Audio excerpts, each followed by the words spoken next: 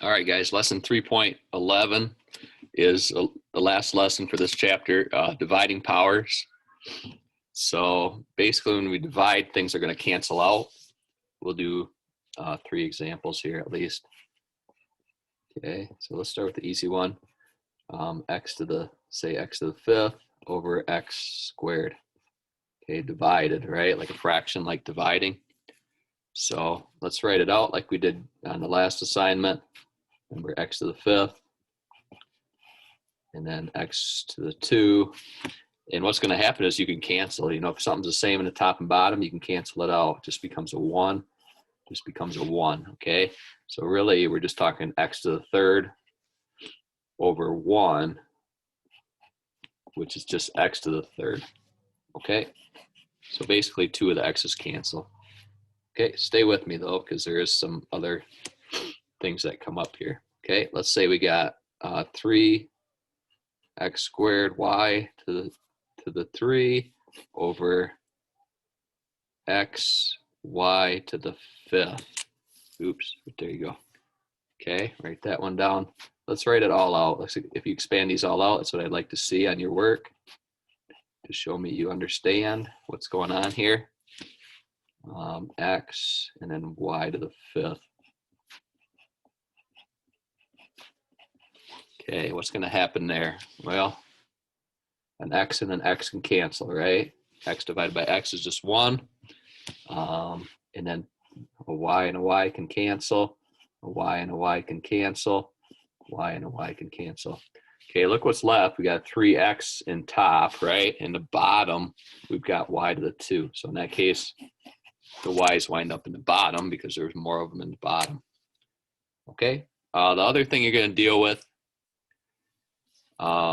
two things. Let's do 2 more examples here.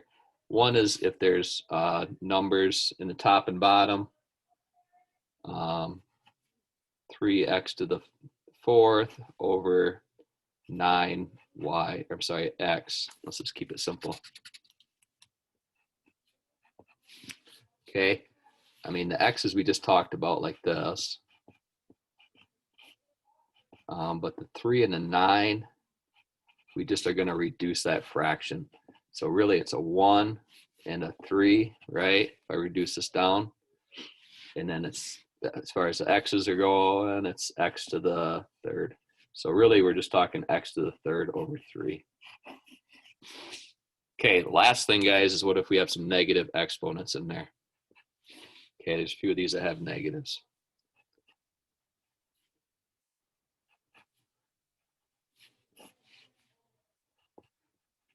Okay, so there's a negative power on this x. X to the negative 2, y to the 3rd, all over x to the 3rd. Remember, negative power meant it flips the other side. So I'm going to flip this down into the bottom, actually, this whole thing, but make it a positive power down there. Okay, so that y to the 3rd is going to stay in top, but now I'm going to flip that x squared down, shoot, take her down, and then this just stays. So negative power means it goes on the other side with the positive power. Okay, so obviously now we got y to the 3rd in top. We've got all these x's in the bottom. So we're talking y to the 3rd over x to the, 5th. Just one last example.